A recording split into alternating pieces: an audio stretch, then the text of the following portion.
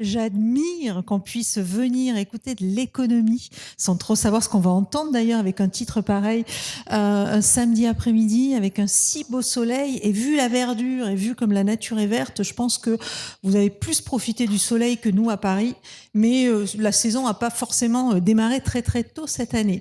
Merci Fabrice pour ton accueil. Alors je suis presque gênée parce que me présenter ainsi et de manière aussi flatteuse et positive met la barre très très haut.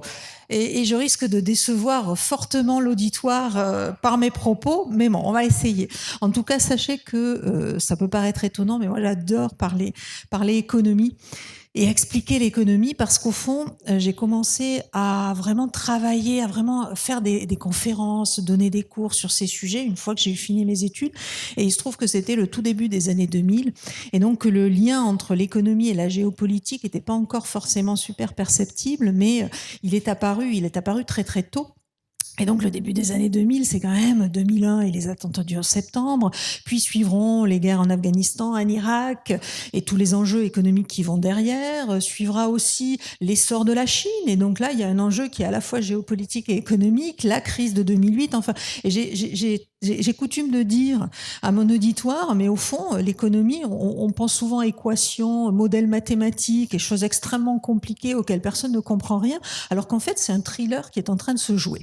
Alors, j'ose espérer que le monde d'après, le monde qui s'ouvre, sera moins thriller que n'a été et sera moins catastrophique, on va dire, que ce qu'ont été les 20 dernières années de développement économique qui nous amènent, je me permets de dire catastrophique, parce que tout le monde est d'accord ici pour dire que ça nous amène dans le mur. Alors ça nous amène dans le mur, aujourd'hui tout le monde parle du changement climatique, moi je pense que ça nous amène aussi dans le mur et on va en reparler, quand on voit les mouvements sociaux qui ont préexisté juste avant cette pandémie de Covid, qui sont aujourd'hui sous cloche parce que au fond, partout dans le monde, on a été confinés, on a été privés de liberté, on n'a pas pu forcément exprimer ce qu'on ressentait, mais qui vont, nul doute, ressortir après cette période. Et au fond, ce qui est en train de se jouer aujourd'hui, c'est quand même la fin d'un monde. Et à nous de décider si ce monde, ça va être le monde d'après tel qu'on le rêve, ou le cauchemar qu'on n'ose pas imaginer. Et c'est un petit peu l'objet de mon propos, et j'aimerais vous montrer, au travers du prisme de l'économie, mais d'autres aurait pu adopter bien d'autres prismes pour vous expliquer ça. J'aimerais vous montrer et peut-être vous convaincre qu'au fond, on entre dans quelque chose de nouveau, quelque chose qui peut être le pire comme le meilleur, quelque chose qui s'annonce extrêmement passionnant. Alors je cite souvent, alors ça c'est plutôt à mes enfants, la phrase de Camus quand il a gagné son prix Nobel, quand il a obtenu son prix Nobel, son discours où il explique que chaque génération croit qu'elle peut changer le monde, la mienne c'est déjà blablabla, vous connaissez toute la suite de la citation.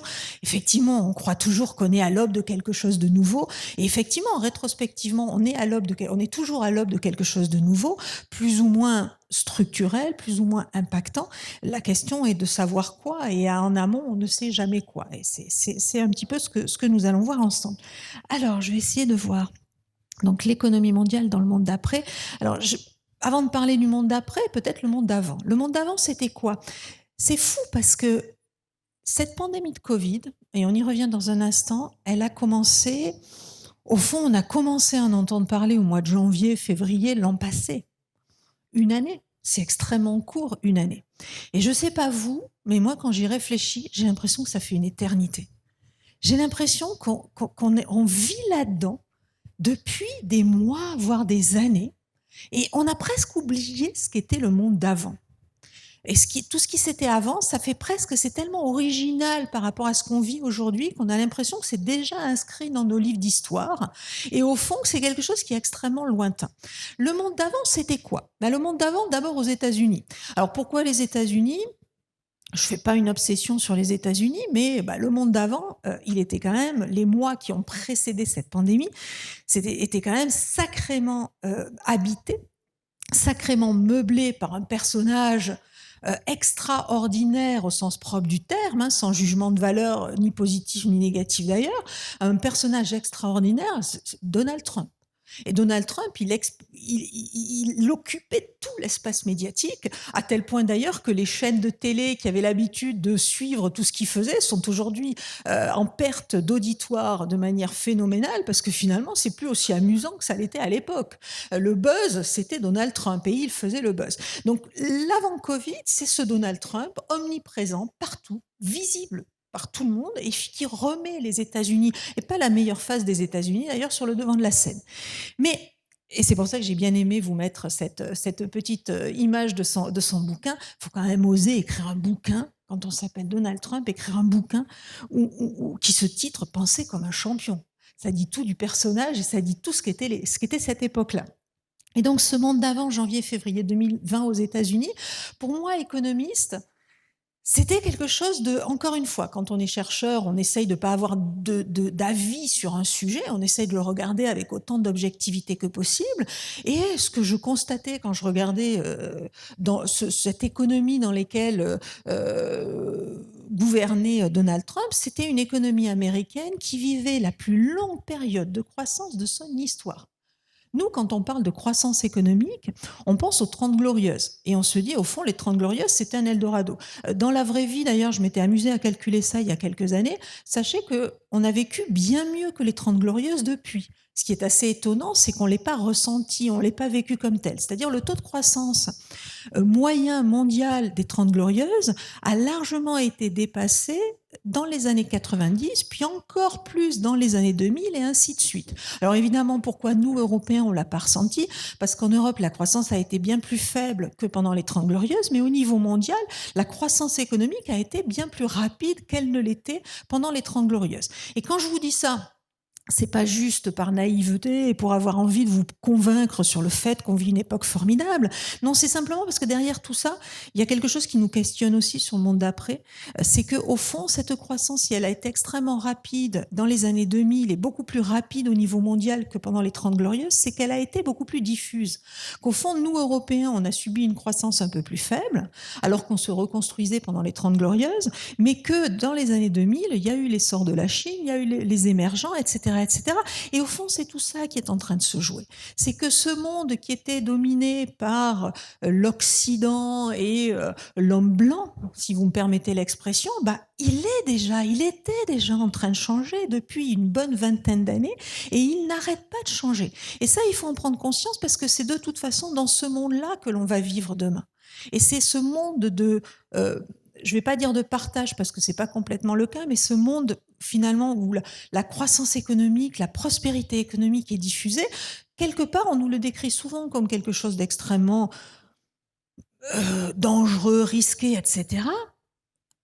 Moi, personnellement, ça me questionne, ça m'intéresse, ça m'interpelle, parce que dans notre histoire d'humanité, c'est la première fois qu'on est parvenu à offrir une vie à peu près correcte à autant de personnes sur la planète. Ça n'a pas résolu tous les problèmes, ça ne veut pas dire que tout va bien, mais c'est peut-être une première leçon à tirer et c'est peut-être une première ficelle à tirer pour se dire qu'est-ce qu'on veut faire du monde d'après, plutôt que de voir toujours le côté négatif. Donc si j'en reviens à mon économie américaine, vous vous rendez compte, cette économie américaine qui connaît la prospérité, la croissance depuis quasiment 2 siècles, on part d'un pays en développement, il y a 2 siècles, qui est aujourd'hui l'économie la plus prospère de la planète, elle a quand même vécu entre 2009 et 2020 la période de croissance la plus longue de son histoire, avec de croissance ininterrompue. Donc ça, c'est pas que Donald Trump, puisque je vous parle de 2008, mais malgré tout, il a réussi à entretenir tout ça. Et au fond, il y avait, avant ce Covid, et c'est ça qu'il faut bien penser, parce que ça permet de comprendre ce qui s'est passé tout au long de l'année 2020 aux États-Unis, et ce que nous, on a suivi à la télé, il faut bien comprendre que cette période de croissance, alors il y avait la Chine qui menaçait, mais somme toute, ça a donné une confiance absolument unique au niveau mondial à ces élites américaines, à ce peuple américain par rapport à ce qu'était le pouvoir et le poids des États-Unis. Et ça explique aussi la rivalité avec la Chine. Début 2020, il y a un autre élément qui est extrêmement important, qui a peut-être été moins traité, moins médiatisé en Europe et en France que ça ne l'a été aux États-Unis si vous lisez la presse américaine, c'est le fameux accord conclu avec la Chine. Et cet accord conclu avec la Chine dans le cadre de la guerre commerciale qu'avait initié Trump avec la Chine, aux États-Unis, il a été présenté par Trump et son administration comme la victoire des États-Unis qui avait réussi à écraser la Chine. Quand on voit ce qui s'est passé les mois suivants avec le Covid aux États-Unis, on imagine le choc et le réveil brutal qu'ont pu subir les Américains. Donc cet accord, alors assez étonnamment, je vous disais, il a été extrêmement médiatisé aux États-Unis. Moi, je lis de temps en temps la presse chinoise en anglais, je lis pas le chinois. La presse chinoise en a très très peu parlé. C'était vraiment presque la honte de la part des Chinois que d'avoir dû céder à ce point. Le Covid les a beaucoup aidés parce qu'ils n'ont pas du tout eu à respecter cet accord et que finalement cet accord, il est mort avant même d'être né. Mais bon, on est dans cette situation où une économie prospère, un accord conclu avec la Chine qui nous dit finalement les États-Unis viennent de gagner cette guerre commerciale, et puis un président qui à ce moment-là est quasiment assuré de gagner les élections. Donc on est dans une situation où les États-Unis sont extrêmement forts, très sûrs d'eux, et ce qui est intéressant, c'est que les choses tiennent à peu de choses au fond, parce qu'un petit virus invisible à l'œil nu va venir bouleverser tout ça. Et à l'inverse, en Chine, il se passe quoi? En Chine, on a ce virus étrange qui oblige à confiner une partie de la population. Je ne sais pas si vous vous souvenez, le début de la pandémie, on s'est pensé, ouais, ben bon, c'est les Chinois, quoi. C'est les Chinois, normal. Ils vivent au milieu des animaux, c'est pas les clichés habituels. Les clichés habituels, ils ont un virus, bon, ça va rester chez eux de toute façon parce que c'est tellement lié à leur mode de vie, à leur façon de vivre, à leur progrès qui n'en fait pas encore complètement un pays développé. Donc cette guerre commerciale avec les États-Unis qui commence à peser sur l'économie, et puis en plus ce virus qui commence aussi à peser sur l'économie. Et puis, une ambition de leadership mondial à l'horizon 2049 qui est clairement affirmée, clairement affichée par les pouvoirs publics et par Xi Jinping, le dirigeant de la Chine, et son ambition de conquête des routes de la soie. Donc, vu d'ici, vu, si vous me permettez le terme, d'Occident, on a l'impression que la Chine est quand même extrêmement fragile en ce début d'année parce que le Covid, parce que la guerre commerciale. C'était vraiment une illusion d'optique, parce qu'en réalité, la Chine avait quand même toujours cette ambition de 2049, avait toujours ces routes de la soie qui lui permet et on va y revenir, qui lui permet d'imposer en fait son influence, de diffuser son influence sur l'ensemble de la planète hors Occident. Et je pense que les Chinois, début 2020, avaient déjà clairement compris que la guerre était perdue en Occident. Qu'au fond, et ça explique tout ce qui s'est passé dans les mois qui ont suivi, cette agressivité, l'agressivité de la diplomatie chinoise. Je ne sais pas si je me rends pas compte de la façon dont ça a été médiatisé, mais dans mes milieux, ça a été extrêmement choquant parce qu'on a reçu des menaces, en fait, dès qu'on disait un mot de travers, ce qui n'arrivait pas jusqu'alors. Au contraire, les Chinois, ces dernières années, nous déroulaient le tapis rouge. On était invités pour aller faire des conférences et pour aller expliquer combien nous, les Occidentaux, avions tout compris à tout, c'était assez étonnant. Il y a eu un choc brutal au début de l'année 2020. Et en fait, quand on regarde rétrospectivement ce qui s'est passé, je pense qu'ils ont abandonné. Ils se sont dit qu'on était trop sûrs de nous, trop présomptueux, qu'ils ne gagneraient pas la bataille de l'influence et qu'il fallait la mener ailleurs qu'en Occident. Et donc c'est là qu'ils ont profité des routes de la soie pour se reprojeter dans le monde du Sud, en fait. Et ce qui est intéressant, c'est que dans le post-Covid, c'est ce qui est vraiment en train de se jouer, cette division du monde entre les démocraties plutôt nord et puis l'influence chinoise plutôt dans les pays du Sud qui ne questionnent pas tellement sur les droits de l'homme, sur les valeurs de ce régime chinois. En tout cas, ce qui est certain, c'est que la Chine, et ça a été un choc aux États-Unis, la Chine en 2014, en parité de pouvoir d'achat, a vu son PIB dépasser celui des États-Unis. Donc déjà à partir de 2014, et ça va être la guerre commerciale de Donald Trump, déjà à partir de 2014, on se rend compte que cette lutte pour le leadership mondial, cette lutte pour la première place, pour le pouvoir au niveau mondial, bien, il va opposer durablement les États-Unis et la Chine. Et c'est ce qui s'est joué dans le Covid, et c'est ce qui va se jouer malgré tout dans le monde d'après. Et ça, c'est un peu la tendance à risque. Parce qu'au fond, un affrontement de deux puissances, on sait tous, et je pense que Pascal vous en a peut-être parlé la dernière fois, on sait tous que ça peut mener à la guerre, ça peut mener au conflit. Alors, on n'est pas tout à fait d'accord avec Pascal sur ce sujet, parce que lui est géopolitologue et donc il se dit, au fond, quand on s'affronte, on finit par se battre. Moi, je suis économiste. Et au fond, à un moment donné, dans un affrontement, l'économie peut être un terrain où on va comprendre les intérêts réciproques qu'on a à coopérer et à s'entendre. On va voir si c'est ce qui se passe, on va voir ce qui se passe, si c'est l'un ou l'autre. Mais en tout cas, voilà, c'est deux points de vue qui sont un petit peu différents et l'avenir nous dira ce qu'il en est, puisque dans l'histoire, vous avez des exemples d'un côté et de l'autre. Et d'ailleurs, j'ai tendance à rappeler, et je crois que je vous ai mis quelques graphiques qui l'illustrent, donc on verra ça tout à l'heure. J'ai tendance à rappeler que s'il y a bien une économie aujourd'hui qui a le plus profité de l'essor de la Chine, contrairement à une idée reçue, c'est l'économie américaine. L'économie américaine si elle a connu cette période de croissance dont je vous parlais tout à l'heure après la crise de 2008, c'est parce que l'essor chinois et parce qu'elle a très, très bien su instrumentaliser l'essor chinois. Et donc la guerre commerciale de Donald Trump était une incompréhension majeure de ce que pouvaient être les relations et l'exploitation d'interdépendances bien comprises, d'interdépendances économiques bien comprises, et plutôt l'affirmation d'un rapport de force. Un rapport de force, quand on fait la guerre, qu'on gagne ou qu'on perde, il y a des pertes des deux côtés. Des pertes humaines, la guerre ça coûte cher, etc., etc. En économie, c'est pas le cas. En économie, vous pouvez très bien avoir de la compétition, une compétition qui certes va pénaliser certains, va entraîner des pertes, mais peut entraîner des profits si cette compétition est bien menée de manière loyale, équitable, ou en tout cas en partenariat, en négociation ou en bonne intelligence, peut conduire à des gains de toutes parts. Donc voilà la situation de la Chine, une Chine qui commence à être fragilisée, et dans le reste du monde, parce qu'il n'y a quand même pas que les États-Unis et la Chine, et dans le reste du monde, rappelez-vous, alors c'est assez marrant quand je cherchais pour préparer le week-end dernier, pour préparer cette intervention, quand je cherchais avec des mots-clés sur Internet ce qu'était le monde d'avant, je suis tombée sur un podcast de France Culture, que je ne vous ferai pas écouter parce que je crois qu'il dure 30 minutes, donc ce serait un petit peu long, mais qui était assez intéressant parce que c'est un podcast qui date, est-ce qu'il y a la date là, je la vois pas, moi, ça doit dater de janvier ou février 2020, et où au fond, un virus inconnu touche 59 personnes en Chine.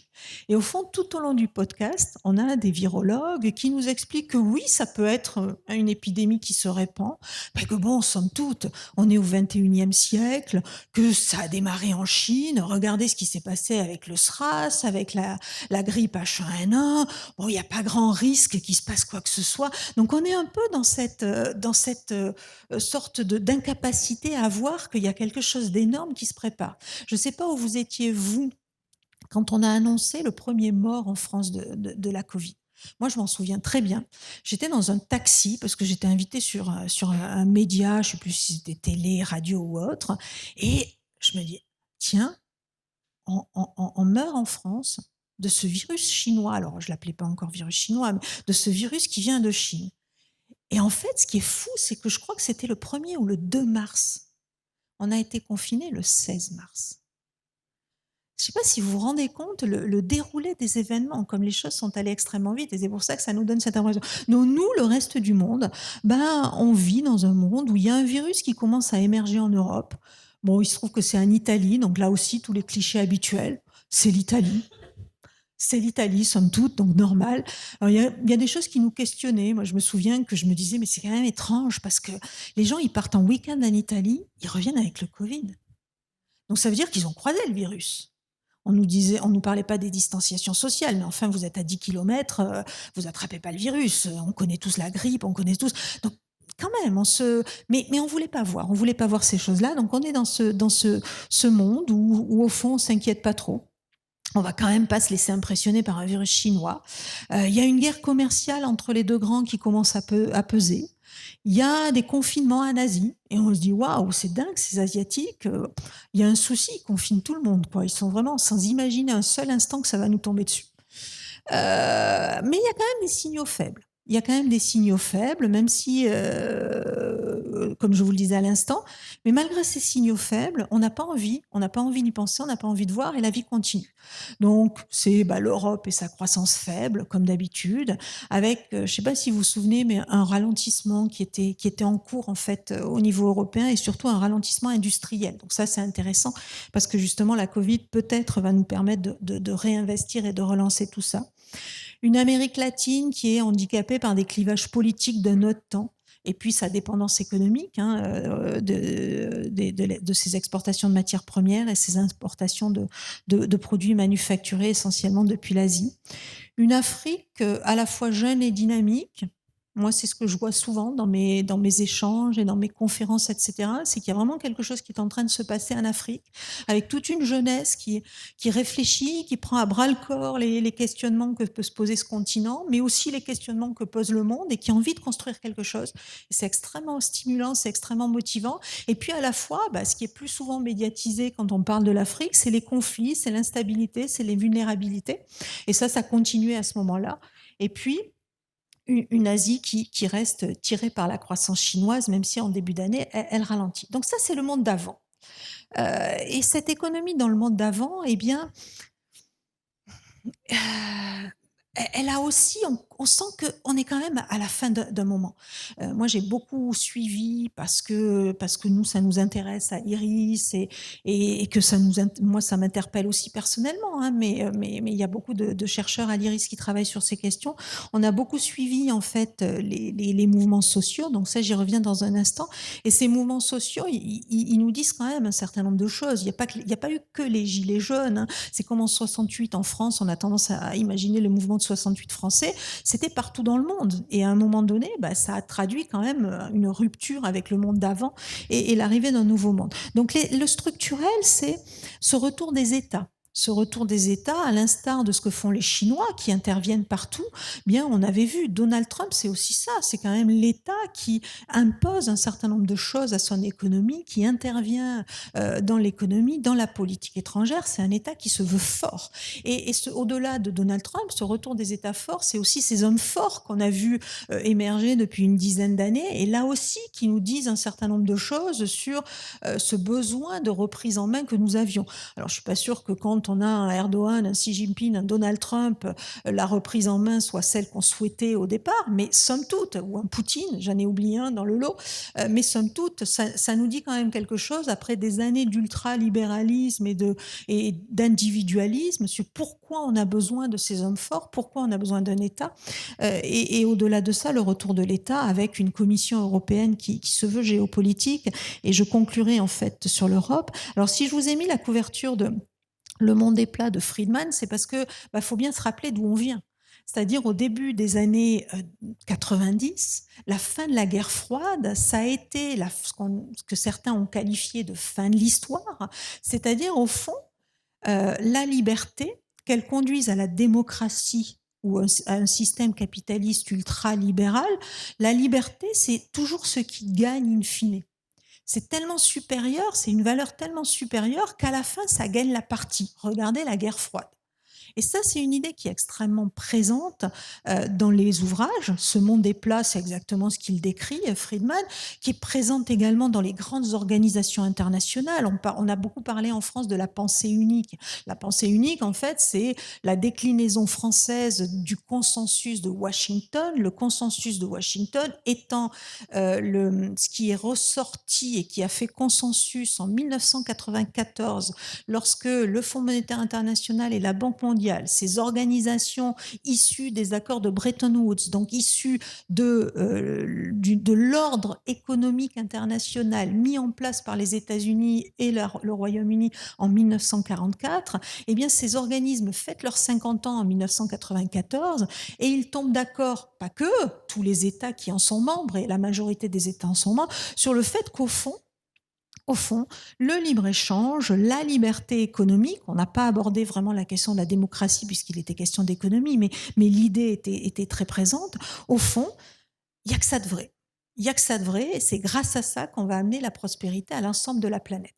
Alors, ça s'est très vite effrité, hein, ce consensus de Washington, pas au sein des organisations internationales, mais dans les forums sociaux mondiaux, dans l'altermondialisme, et ça dès la fin des années 90. Certains ont déjà commencé à percevoir que ce n'était pas la réponse absolue et l'alpha et l'oméga de tout, mais somme toute, c'était quoi les forums sociaux mondiaux? C'était quoi l'altermondialisme?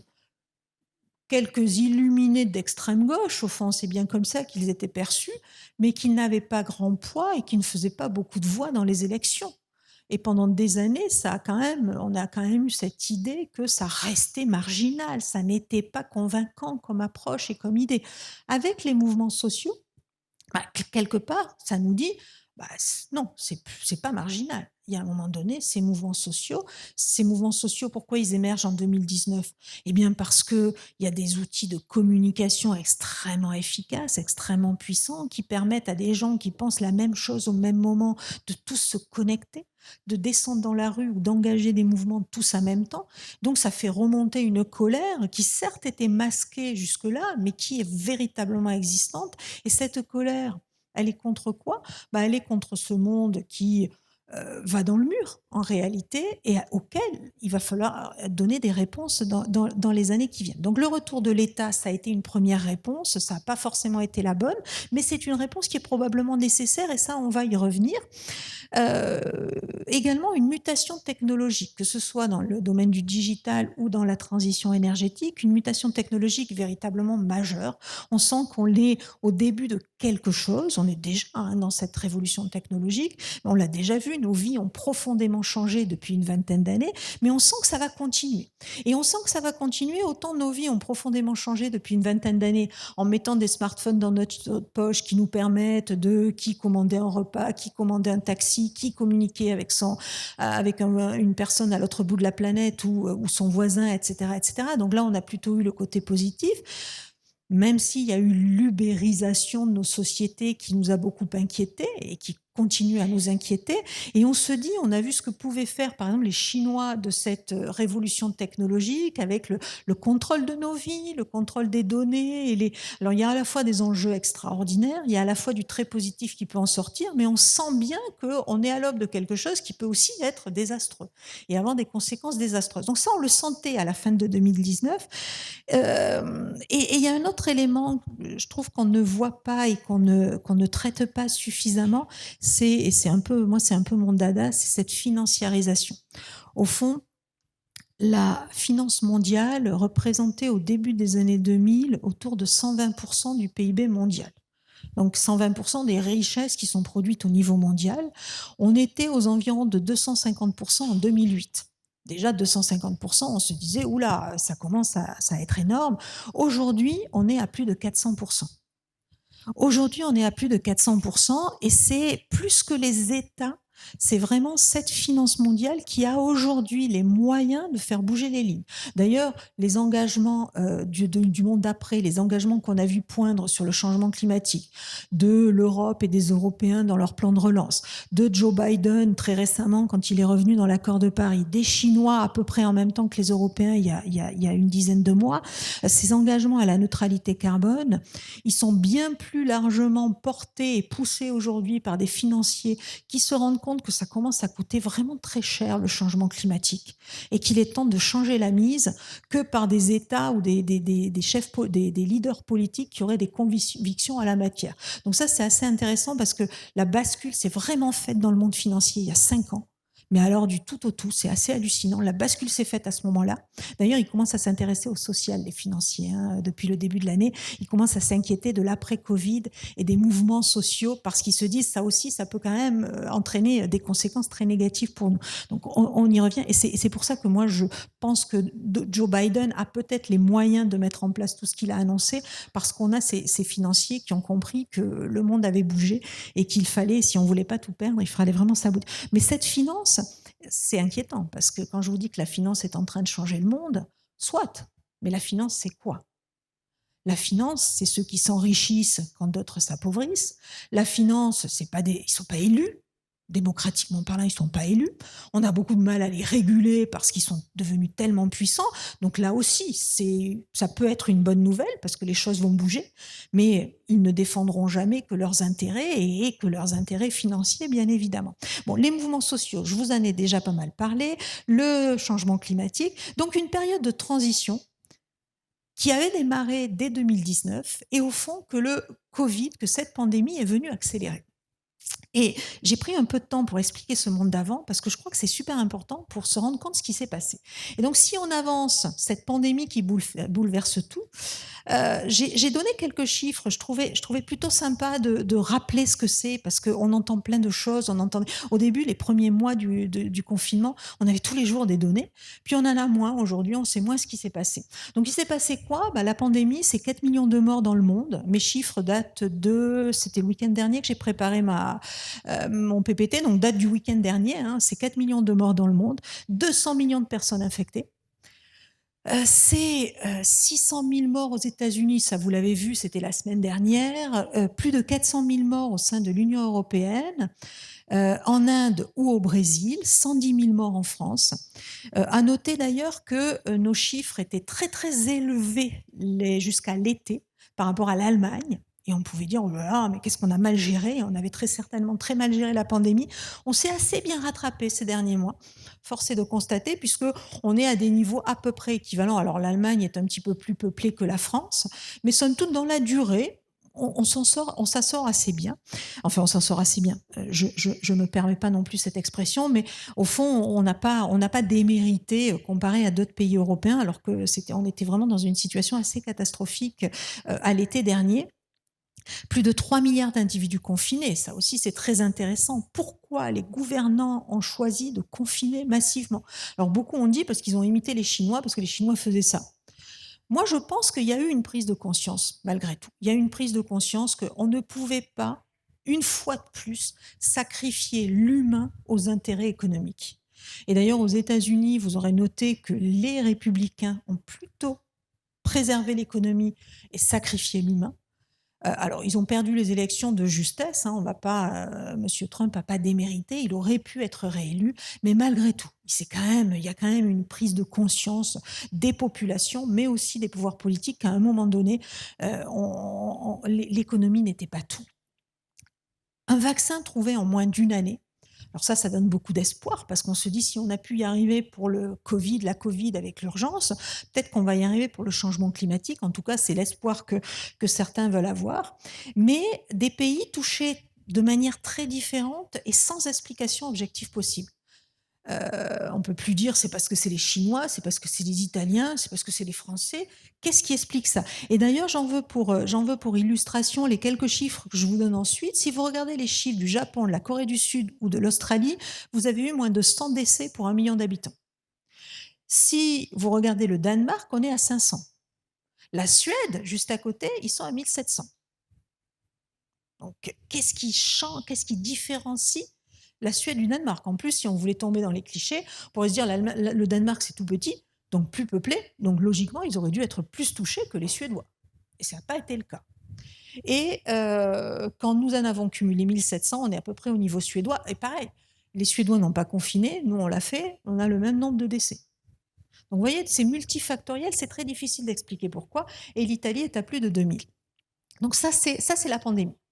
Cette pandémie qui bouleverse tout, donc vous voyez, ça c'est un graphique que j'avais récupéré dans une conférence à laquelle j'ai assisté. Il y a un truc génial avec les visioconférences, c'est que vous êtes derrière votre ordinateur et depuis 1 an, je fais que des visios, donc vous pouvez faire des captures d'écran.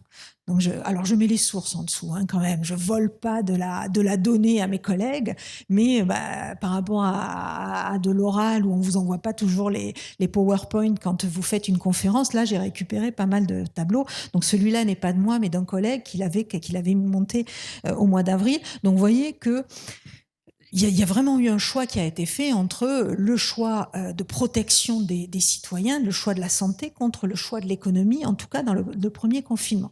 Et très rapidement, hein, on a vu, je passe vite sur ce qu'a été le Covid, parce qu'autant la période d'avant nous paraît très très loin, autant le Covid, on est en plein dedans et on se souvient ce qui s'est passé. Donc c'est une chute du PIB mondial d'environ 20% au mois d'avril, avec des baisses qui sont assez étonnantes, moins 25%. Vous savez que je suis allée regarder, moi, au mois de mai, les baisses, les décroissances, les baisses de croissance ou les réductions de PIB au moment des guerres, au moment de la Seconde Guerre mondiale, la Première Guerre mondiale, etc. On est plutôt dans des chiffres de entre moins 8 et moins 15%. Alors par an, bien évidemment. Donc au bout de 4 ans de conflit, vous avez des baisses assez majeures, mais on n'a jamais atteint ces chiffres-là. Jamais. Donc c'est vraiment un choc, c'est vraiment un choc. Et justement, si j'en viens sur le choc, c'est même un triple choc. Le choc de l'offre, qui est le premier, avec la fermeture de la Chine et des usines en Europe et ailleurs, ou des commerces en Europe et ailleurs, qui ne reçoivent plus rien puisque la Chine est confinée. Donc ça, c'est le premier élément. Un choc de la demande ensuite, parce qu'on confine. Et on confine pourquoi? Parce qu'on n'a plus de masques, on n'a plus de tests, et on n'a plus de masques, on n'a plus de tests aussi parce qu'on ne peut plus en commander à la Chine qui est à l'arrêt depuis 2 mois. Donc ça, c'est intéressant. Et puis ensuite, un choc d'incertitude. Moi, j'aime bien le graphique que je vous ai mis, croissance dans les grandes économies mondiales, parce qu'on voit vraiment, on matérialise complètement ce qui s'est passé en un mois, où on est sur une tendance de croissance, vous voyez, qui est autour de 3%, entre 1 et 3%. Et puis tout d'un coup, on voit que ça chute, et ça chute à moins 10, moins 12, ça chute massivement. Et on se rend compte à ce moment-là de ce monde dans lequel on vit, où tout est interdépendant, et au fond, s'il y a un pays qui s'arrête, avec le choc de l'offre, on se rend compte que le monde entier souffre. Mais avec les confinements aussi, on se rend compte qu'on est obligé de confiner et que ces interdépendances, ça a des conséquences extrêmement majeures pour tout le monde. Le rôle de la Chine dans les chaînes de valeur est vraiment apparu de manière extrêmement forte, avec l'idée qu'il fallait relocaliser. Alors, je tiens à vous dire que je doute qu'on relocalise nos productions de médicaments, de paracétamol, etc. Pourquoi? Parce qu'aujourd'hui, une boîte de Doliprane, ça coûte rien. Et que si on le fabriquait en France, bah, ça coûterait 3 ou 4 fois plus cher. Même pas sûr en plus qu'à 3 ou 4 fois plus cher, on arriverait à payer les salaires. Donc on relocalisera pas ces choses-là. On nous a aussi raconté plein d'histoires. Mais c'est vrai que cette dépendance nous a quand même sacrément questionnés. Alors, autre élément de cette pandémie qui bouleverse tout, des secteurs d'activité qui ont été affectés tous très différemment les uns des autres. Ça aussi, je vous ai mis le graphique pour que vous le voyez, mais hébergement, restauration, commerce sont les plus touchés. Ça, c'est un graphique du mois de mai. Donc, c'est ce qui s'est passé en avril et en mai, et on s'aperçoit que les plus touchés sont ceux qui ont le plus subi le confinement, bien évidemment. La construction depuis s'est rattrapée, mais on voit qu'il y a des secteurs qui sont touchés très différemment. Alors, ça c'est encore, vous vous souvenez, la peste du prix du pétrole, c'était cette pandémie qui bouleverse tout. Je vais arriver sur l'après et le monde d'après. Alors, le monde d'après, c'est quoi? Ce monde d'après, on a l'impression qu'il a commencé avec l'investiture de Joe Biden. Comme je vous l'ai dit quand je vous expliquais le monde d'avant, en réalité, le monde d'avant, le monde d'après, ça n'existe pas. Il y a une histoire économique, il y a une histoire mondiale qui se dessine, qui s'écrit au fur et à mesure, avec à un moment donné des événements, nous ça a été le Covid, qui mettent en lumière des failles, qui mettent en lumière des difficultés, des erreurs qu'on a pu commettre et qui nous incitent à corriger ces erreurs. Et là, c'est ce qui est vraiment en train de se jouer. Et le monde d'après, il ne sera pas radicalement différent du monde d'avant, mais peut-être qu'on aura su tirer les leçons de tout ce qui s'est passé pour aller vers un autre monde. Alors, c'est l'investiture de Joe Biden début janvier. Il se trouve qu'en plus, cette investiture, bon alignement des planètes, enfin, souhaitons-le, cette investiture, elle coïncide avec l'arrivée du vaccin. Donc, à ce moment-là, on commence à pouvoir se projeter. Ce qui jusque-là n'était pas possible, on allait de confinement en confinement. Et on ne savait pas quel allait être le nouveau variant, quelle allait être la vague suivante et le nouveau confinement. Là, c'est vrai qu'à partir du moment où arrive la vaccination, on se dit que ça commence à démarrer. On a en plus un président américain qui, je pense profondément, faudrait l'interroger là-dessus, mais à la fois profondément choqué par ce qui s'est passé aux États-Unis pendant les élections. mais aussi poussé par sa jeunesse et par la jeune garde du Parti démocrate, se dit, là, on est à l'aube de quelque chose et il faut vraiment que les choses bougent et les choses changent. Je pense que c'est quelqu'un qui est beaucoup moins en plus, enfin je suis sûre même que c'est quelqu'un qui est beaucoup moins à l'aise avec le rapport de force que ne l'était Donald Trump. Et donc même s'il est convaincu que la Chine est en train de menacer la domination du monde par les États-Unis, c'est pas dans l'affrontement qu'il se reconnaît le plus. Il est beaucoup plus dans une stratégie d'apaisement, de recherche d'autres solutions. Donc, bien évidemment, il a réfléchi à tout ça, il a pensé à tout ça. Et donc, il fait un triple constat. Et ça, c'est très intéressant. Il fait un triple constat. Il constate que le retrait de l'État depuis les années 80 et 90, depuis la fin de l'histoire, est devenu une menace pour la démocratie dans son pays. C'est-à-dire, ça cause pas seulement des inégalités. À la limite, les inégalités, jusque-là, ils les avaient plutôt bien vécues, les Américains. Ils avaient plutôt toléré. Il n'y a pas tellement de mouvements sociaux aux États-Unis. Mais c'est plus la démocratie qui est en danger pour lui. Et ça, c'est important. Parce que la démocratie américaine, c'est quelque chose dans l'histoire des États-Unis. C'est quelque chose d'extrêmement fort dans l'histoire des États-Unis. Et donc, nul doute que ça a dû être un choc pour un personnage de cet âge-là, du coup, qui a une expérience aussi longue de ce qu'est la démocratie aux États-Unis. Il est élu depuis des décennies, Joe Biden. La deuxième prise de conscience, c'est que, au fond, la guerre commerciale n'a fait que renforcer la Chine. Certes, elle a pesé un petit peu sur l'économie chinoise, mais beaucoup moins que sur l'économie américaine. Et surtout, elle a permis à la Chine de se positionner comme le pays non aligné sur l'Occident, le pays qui offrait une alternative par rapport à cette vision assez stéréotypée du monde que peuvent avoir les États-Unis ou les Occidentaux. Et ça porte énormément. En Afrique, en Asie ou ailleurs, la Chine est perçue comme un pays qui peut modérer en fait le poids et l'influence des États-Unis. Et après les guerres d'Afghanistan, les guerres d'Irak ou autres, c'est quelque chose qui est extrêmement convaincant. Et ça, je pense que Joe Biden l'a compris. D'ailleurs, il est dans une opération de séduction. Alors d'abord des Européens, on y revient dans un instant, mais aussi du reste du monde. Et enfin, dernière prise de conscience, alors il y en aurait d'autres, mais celle que je voulais souhaiter, c'est qu'il a pris conscience aussi qu'il ne restait que très peu de temps pour lutter contre le changement climatique. Et qu'au fond, avec Donald Trump, on avait perdu quelques années et qu'il était temps de remédier à tout ça.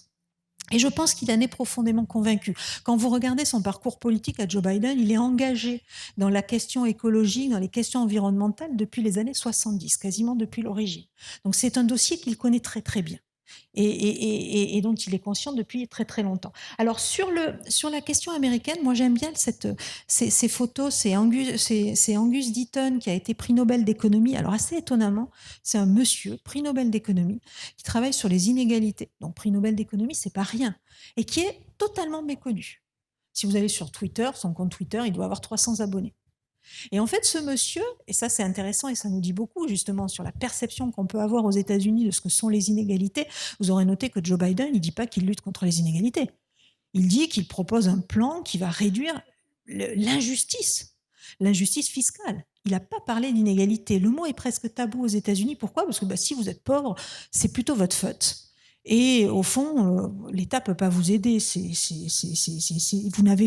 vous qui avez les ressources pour vous en sortir.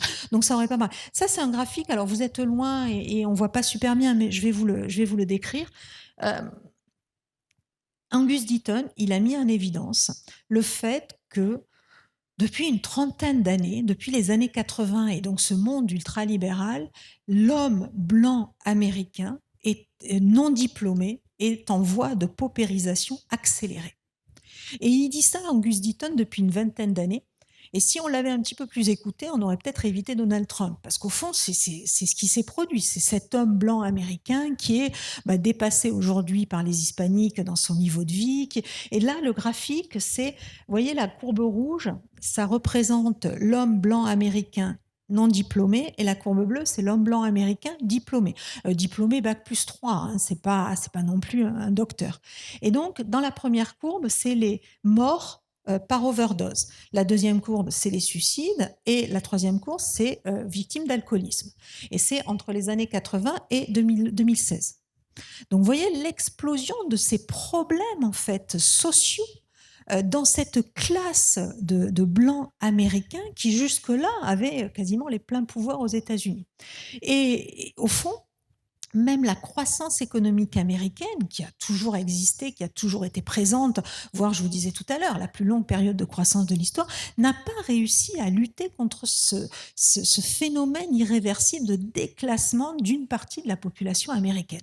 Et ça, aujourd'hui, pour Joe Biden, et il a probablement raison, ça menace directement la démocratie américaine, et les événements de la fin du mandat de Trump l'ont prouvé. Donc, il y a cette idée que pour lutter contre ça, il faut absolument investir dans l'éducation, dans les infrastructures, et c'est les plans qu'il vient d'annoncer. La guerre commerciale n'a fait que renforcer la Chine. Alors, pour le coup, je vous montre un graphique de la croissance chinoise qui est plutôt en train d'atterrir, mais si vous regardez le déficit commercial, et là, la suivante vient là-dessus, le déficit commercial entre les États-Unis et la Chine, il était de 700 milliards en 2020. Après 2 années de guerre commerciale. Alors même qu'il était de 619 milliards en 2019, vous voyez qu'il ne s'est pas réduit, contrairement à ce qu'ambitionnait Donald Trump, et qu'il était, avant la guerre commerciale en 2017, de 568 milliards. Donc c'est ce que je vous disais tout à l'heure, au fond, cette guerre commerciale, elle a complètement desservi les États-Unis. Un virus, je vous mets chinois, mais dont la Chine a su tirer profit alors que les États-Unis subissaient une violente campagne pour la présidence, et donc des Chinois qui ont capitalisé en fait sur ces difficultés, sur ces erreurs américaines. Et ça, je crois que l'administration démocrate a bien compris qu'il était temps de montrer que la démocratie n'était pas juste un régime faible et condamné à échouer. Et voilà. Et je vous disais tout à l'heure, alors que les États-Unis sont le pays qui a le plus profité de la croissance chinoise, faut bien s'en rendre compte qu'aux États-Unis, il y a 4 millions de jobs qui dépendent de la relation commerciale avec la Chine. Une relation commerciale d'ailleurs qui n'est pas juste illustrée par le déficit commercial, parce qu'il y a beaucoup d'entreprises américaines qui produisent en Chine, qui réimportent aux États-Unis. Ça rentre dans le déficit commercial puisque ce sont des importations, alors même que l'essentiel de la plus-value, elle se fait aux États-Unis en fait. Quand vous importez une paire de baskets fabriquée à 4 ou 5 euros de Chine et que vous la revendez, ou 4 ou 5 dollars, pardon, et que vous la revendez 80 dollars aux États-Unis, ok, vous avez 4 ou 5 dollars d'importation qui viennent nourrir votre déficit commercial, mais vous faites une plus-value et donc de la croissance économique et donc des salaires et de la redistribution qui représentent plus de 70 dollars. Donc quelque part, vous profitez vraiment de cette croissance. Et puis surtout, c'est devenu le premier marché pour Boeing, General Motors, pour les plus grosses entreprises, mais pour un certain nombre d'entreprises. Et donc la guerre commerciale, en fermant le marché chinois aux entreprises américaines, elle menaçait vraiment les entreprises américaines. Et ça, Joe Biden l'a compris, et nul doute qu'il va aller sur une autre approche que cette guerre commerciale, même si la menace de rattrapage est réelle. Regardez le déficit entre la Chine et les États-Unis, c'est cette courbe qui se creuse, donc on voit que ça date d'une vingtaine d'années. Je crois qu'il faut remonter en 1991 pour avoir un excédent commercial au profit des États-Unis, c'est-à-dire des États-Unis qui exportent plus vers la Chine qui n'importe de produits chinois. Le leadership de la Chine, c'est aussi ça. C'est aussi les réserves et l'argent que détient la Chine. Regardez comme les États-Unis sont tout petits comparés à la Chine. Là, c'est les réserves de change des pays début 2018. Les Chinois ont accumulé énormément d'argent. Et c'est quelque chose, rappelez-vous ce que je vous disais sur le poids de la finance. La finance aujourd'hui est dominée par les États-Unis, mais il y a malgré tout un enjeu majeur pour les États-Unis aussi. Alors, on a parlé des questions technologiques dont j'y reviens pas parce que je me suis dit que vous connaissiez une question qu'on occulte parfois et qu'on voit mal, c'est le poids et les enjeux financiers qu'il y a derrière cette montée en puissance de la Chine. Donc, qu'est-ce qui a été proposé par les États-Unis? Alors, ça paraît assez nouveau. Et là où c'est assez nouveau et là où c'est très intéressant, c'est que ça vienne des États-Unis. C'est-à-dire, on est dans un renversement de tendance. C'est intéressant que ça vienne des États-Unis parce que ils ont encore le leadership et ils sont encore en capacité en fait de vraiment peser sur la transformation du monde et sur le monde d'après. Donc, le fait qu'ils prennent la tête du train et le pilotage du train ou de l'avion, comme vous voulez, ça nous donne, ça peut donner l'illusion ou l'impression ou donner espoir, suivant les cas, que ça va bouger. Et surtout, Ça vient des États-Unis qui ont cette volonté de préserver leur leadership. Le leadership américain, c'est quoi? C'est pas juste avoir le premier PIB au monde, ça c'est pas très grave. C'est que depuis 60 ans, finalement, ce sont eux qui dictent les règles et les règles du commerce international. Et si le Fonds monétaire et la Banque mondiale sont encore à Washington, c'est pas complètement anodin en fait. Et donc c'est aussi ça qu'il y a à perdre. Et derrière ça, pour les États-Unis, c'est pas juste leur leadership, c'est le leadership des démocraties et de l'Occident qui est en train de se jouer. Donc là, on est aussi sur une question relativement géopolitique et au-delà de l'économie n'étant qu'un instrument pour préserver tout ça. Et je pense que c'est ce que vous avez expliqué, Pascal Boniface, la dernière fois. Et donc, le plan 600 milliards, alors, j'ai pas mis le plan de Donald Trump qui était déjà à 2300 milliards. Donc, 600 milliards de dollars, c'est à peu près 28% du PIB mondial, du PIB américain, pardon. Donc, c'est un tiers. C'est bien plus élevé que le New Deal de Roosevelt qui représentait autour de 15% du PIB. Donc, vous voyez que l'investissement est quand même majeur. D'ailleurs, j'ai tendance à comparer cette période que nous sommes en train de vivre. Alors, j'aimerais bien le comparer, je le disais tout à l'heure à Fabrice, ça l'a amusé, j'aimerais bien le comparer au siècle des Lumières. De se dire, au fond, on s'aperçoit, le siècle des Lumières, c'est un siècle dont on s'est aperçu qu'il était siècle des Lumières quelques décennies plus tard. Au moment du siècle des Lumières, il y a quand même beaucoup de pauvreté, il y a quand même, la France va connaître, je crois que c'est en 1748, l'une de ses plus grandes famines, 10% de la population décimée. Donc vous voyez, c'est quand même une période assez sombre. Les Lumières sont quelques élites qui réfléchissent et qui vont refaire le monde, mais à ce moment-là, la population ne s'en rend pas compte. Donc j'aimerais bien qu'on soit à ce moment de siècle des Lumières, mais c'est un peu tôt pour le dire. On se retrouve dans un siècle ou deux pour en discuter ensemble, si vous le souhaitez. Mais par contre, ce qui est certain, c'est que je pense qu'on est aujourd'hui plutôt à l'après-Seconde Guerre mondiale. Au fond, dans une sorte, c'est pas une guerre froide, ça n'a pas cette allure de guerre froide, mais dans une sorte d'opposition de deux modèles, et que c'est bien ce qu'ont compris les États-Unis avec cette nouvelle administration, c'est qu'il est temps d'investir pour préserver ce modèle. Et ça, c'est intéressant parce que l'histoire, elle est déjà écrite, et ce qui s'est passé, la mise en place des modèles de redistribution, le retour de l'État, des politiques industrielles, etc., etc., c'est ce qu'on a déjà pour certains d'entre nous, c'est ce qu'on a déjà vécu dans les années 60. Et au fond, je pense qu'on peut comparer la période à ça. Donc 28% du PIB, je vous disais qu'avec le plan de Donald Trump, donc si vous rajoutez les 2300 milliards de dollars, vous tombez à 35% du PIB. C'est pas rien ce qui a été investi pendant cette période de Covid. Le quoi qu'il en coûte a coûté très très cher aussi, ou va coûter très très cher aussi aux États-Unis, avec les 3 ambitions dont on a parlé.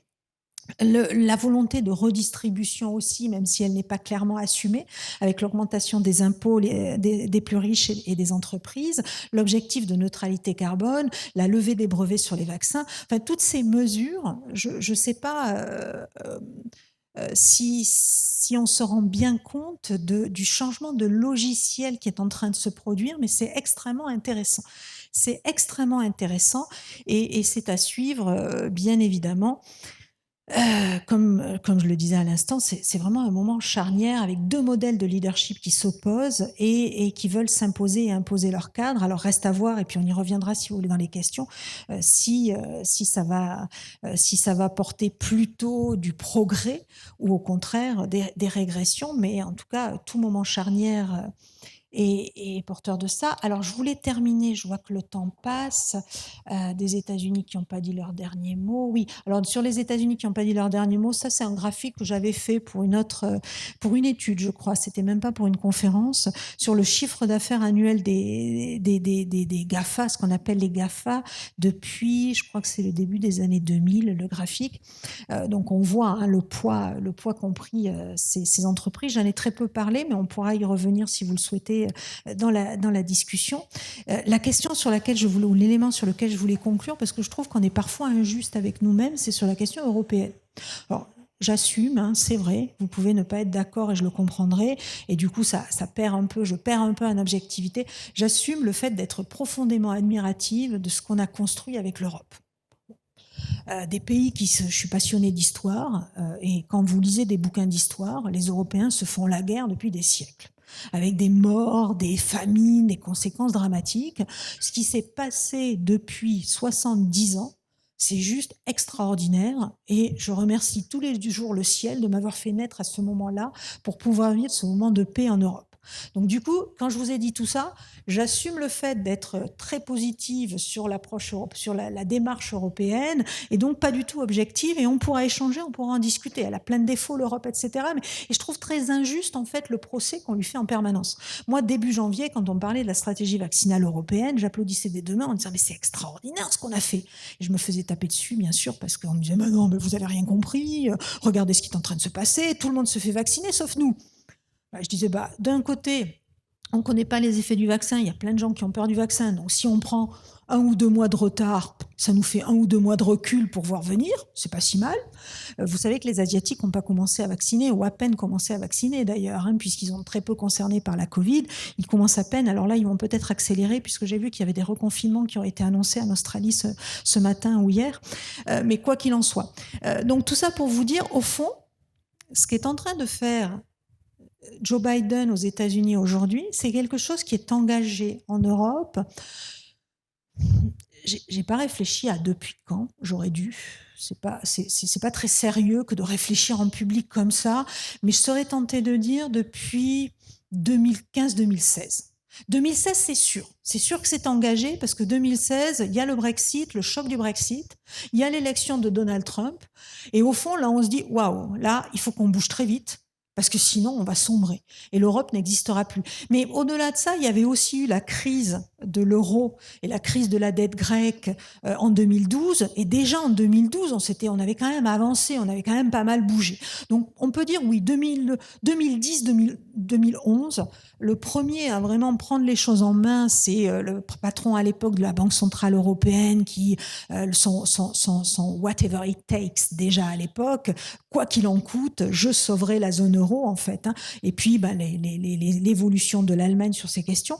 Mais c'est vrai que tout ce qui est en train de se passer, au fond, nous, ça fait déjà 7-8 ans qu'on est le nez dedans et qu'on est en train d'avancer dans cette direction. Avec plus ou moins d'efficacité, on est quand même 27 autour de la table, avec plus ou moins de succès, avec une presse et des médias et une partie de l'opinion publique qui sont pas très pro et qui ont tendance à critiquer systématiquement que ça aille dans un sens ou que ça aille dans un autre. Mais en tout cas, c'est déjà en germe. C'est l'histoire de l'Europe géopolitique, c'est tout ça. Donc ça, c'est très intéressant. Et ce qui s'est passé la semaine passée, c'est pareil. La presse a dit quoi? La presse, les médias vous ont expliqué que Joe Biden était venu en Europe pour séduire les Européens, pour les refaire monter dans le bateau des démocraties et les aider à s'opposer à la Chine. Dans la vraie vie, si vous lisez, alors je sais que la déclaration finale du sommet de l'OTAN, elle fait 45 pages. Même moi, je ne l'ai pas complètement lue, j'en ai lu une synthèse. C'est pas évident. Mais si vous lisez cette déclaration, si vous lisez la déclaration qui a été faite à la sortie du G7, si vous apercevez que ils s'en sont pas laissés compter, les Européens. Ils ont bien compris qu'ils pouvaient être un modèle et qu'au fond, tout ce qui était en train de se passer aux États-Unis, c'était déjà en cours bien avant les États-Unis en Europe. C'est pas visible, ça se voit pas. Alors ça se voit de l'extérieur. Moi, je lisais récemment un rapport qui a été publié tous les 4 ans. En fait, il y a un rapport qui est produit par des experts à Washington sur l'état du monde et les grandes tendances à l'horizon 2040. Alors, je sais que tous les 4 ans, c'est pas 2040, mais là, actuellement, on est à 2040. Et il y a un paragraphe en page 96 du rapport qui parle de l'Union européenne en disant que l'Union européenne est une puissance avec laquelle il va falloir compter parce qu'elle est force de normes, c'est un exemple pour l'ensemble de la planète, etc., etc. Quand vous lisez ça, vous frottez les yeux, vous re-regardez, et vraiment, vous re-regardez qui a écrit le rapport, vous dites quoi? Les Américains, un centre d'intelligence américain, c'est pas possible. Parce que nous, on se voit pas du tout comme ça, en fait. Et donc, ils ont plus de respect quasiment pour nous. Donc, on était déjà dans ça. Et nous, on est dans une logique, et ça, c'est très intéressant, en fait. On est dans une logique de essayer plutôt de transposer notre façon de fonctionner depuis 70 ans, c'est-à-dire on n'est pas dans une logique d'affrontement. Donc, on a parfois l'air un peu faible, c'est vrai, il faut le dire. On est encore dans un monde où la force, quand même, est valorisée par rapport à la capacité à négocier, à se retirer sur certains points, etc. Mais on avance dans cette direction. Et au fond, je vous parlais tout à l'heure de la déclaration finale de l'OTAN qui fait 45 pages. Joe Biden était venu pour que la Chine devienne un sujet de l'OTAN. L'OTAN, c'est l'organisation du traité de l'Atlantique Nord. Donc le sujet, c'était la Russie pendant la guerre froide. Et c'est une organisation de sécurité de l'Atlantique Nord. On est quand même bien loin de la Chine. C'est ce que les Européens ont expliqué à Joe Biden. Et il n'a réussi à faire apparaître la Chine que dans les 2 derniers paragraphes de la déclaration sur les 45 pages. Donc c'est quand même pas si mal. Pour mémoire, la Russie, qui n'est quand même plus complètement une menace pour les États-Unis, quoi qu'ils en disent, est citée 47 fois dans le rapport, dans la déclaration finale. Donc ça vous donne un ordre d'idée de ce qu'on a réussi quand même à faire avancer, à faire passer, et ça c'est très intéressant. Et donc dans la série on n'a pas attendu Joe Biden pour bouger. Donc cette commission qui se veut géopolitique, alors évidemment avec encore une fois ces hésitations et autres, au moment de la pandémie, ce qui s'est passé au niveau européen a été vraiment passionnant. Dès le début du mois de mars, parce que moi je vais régulièrement à Bruxelles, je travaille beaucoup avec les gens à Bruxelles, et c'est vrai que ça fait 5-6 ans qu'on sent que l'état d'esprit a complètement changé. Quasiment depuis 2016 et le départ des Britanniques en fait, où jusque-là c'était l'économie libérale qui avait le pavé haut. Les Britanniques parlent beaucoup mieux anglais que n'importe qui en Europe, par définition. Ils étaient beaucoup plus convaincants en fait. Et c'est vrai que leur départ a quand même signé quelque chose d'assez nouveau. Et une plus grande diversité en fait dans la vision qu'on pouvait avoir du monde, et ça c'est très intéressant. Et dans les institutions européennes, c'est assez net en fait. Les gens qui bossent dans ces institutions aujourd'hui sont beaucoup plus ouverts en fait à toutes ces questions qu'ils ne l'étaient par le passé. Et donc, au moment de la pandémie, je crois que c'était le 2 ou 3 mars, on n'est même pas confiné, vous avez la présidente de la Commission européenne, Ursula von der Leyen, qui prononce un discours. Vous l'avez pas vu passer, personne ne l'a vu passer. Il se trouve que moi j'ai travaillé sur ces questions-là, donc j'ai été obligée de lire le discours, mais ça n'a pas du tout été repris par la presse, où elle dit aux États européens, faites attention. Cette pandémie qui arrive, c'est quelque chose d'énorme et ça va forcément peser au niveau de l'économie. Et ça va peser au niveau de l'économie, je ne sais pas comment, mais ça risque de faire perdre de la valeur à nos entreprises. Et si nos entreprises se déprécient, il y a un moment donné, elles risquent d'être rachetées par des Chinois, des Américains ou autres. N'hésitez pas à les protéger. Et donc, à partir de ce moment-là, vous avez vu se mettre en place, et c'est sur ça que j'ai travaillé, c'était l'été dernier, j'avais une étude à rendre sur le sujet, tout un ensemble de mesures pour contrôler les investissements étrangers partout en Europe. Mais je ne sais pas si vous vous rendez compte ce que c'est. Là, on est dans c'est même pas une mutation de logiciel, c'est même pas un changement de logiciel, c'est quasiment on formate le disque dur. Parce que la présidente de la Commission européenne est en train de demander aux États européens de contrôler la circulation des capitaux, des investissements étrangers, au début de la pandémie. Et là, c'est vrai qu'on est plutôt à un moment où les Français tapent sur les Italiens, les Allemands sur les Français, parce qu'on ne maîtrise pas la pandémie et tout, mais on se dit, tiens, il est en train de se passer quelque chose au niveau européen pour que la présidente de la Commission soit en capacité de dire à tous les États européens, protégez-vous. Protégez-vous. Après, il y aura le plan de relance, je ne vous refais pas l'histoire, vous avez tout suivi. Alors justement, et je finis là-dessus parce que le temps passe très très vite, je suis bavarde et je pourrais vous parler des heures, mais bon, j'ai l'impression que vous suivez, donc c'est encore plus motivant. Regardez ce qui s'est passé en Europe. On a beaucoup parlé du plan de relance américain et du fait qu'il était surdimensionné et que nous, on était vraiment râlés pâquerettes en la matière. Dans la vraie vie, si vous sommez, et c'est marrant parce que ce matin, je lisais un article, je crois que c'est dans le dernier challenge, qui dit exactement la même chose, donc ça commence à quand même diffuser. Si vous sommez les plans de relance nationaux, les aides qui ont été distribuées dans l'urgence au moment de la pandémie et du confinement, et le plan de relance américain et le plan de relance européen, vous arrivez à 37% du PIB. Vous vous souvenez, c'était 25% pour les États-Unis. Donc on n'est pas si mal quand même. On est allé très très loin dans le soutien à notre économie. Alors, un truc que peut-être qui est encore en débat, et peut-être que Joe Biden est venu nous aider, et ça c'est pas si mal, il est venu demander aux Européens de ne surtout pas remettre en place tout de suite leur pacte de stabilité, qui avait besoin qu'on continue à dépenser, à faire de la dette pour éviter la chute de nos économies. Donc vraisemblablement, ça a quand même, dans l'oreille des Allemands qui commençaient à s'inquiéter du dérapage de nos dettes, vraisemblablement ça a commencé à marquer, mais bon, on verra, ça, on va voir. C'est vrai que le risque, c'est qu'aujourd'hui, on se dise « Oula, mais qu'est-ce qu'on a fait ?» mais on est en train de ruiner notre économie et qu'on resserre la vis très très vite et ce serait la catastrophe. Mais en tout cas, jusque-là, on a plutôt bien joué. Et du coup, bah, on se retrouve dans une situation où la reprise s'annonce digne d'un après-guerre, très très forte.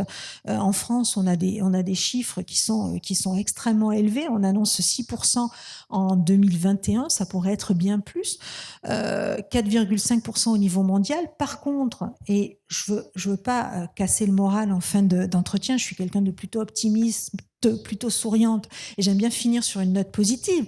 Mais attention, ces chiffres de croissance, cette reprise, on l'annonce pour 2021, 2022, peut-être 2023, ça va ralentir assez rapidement.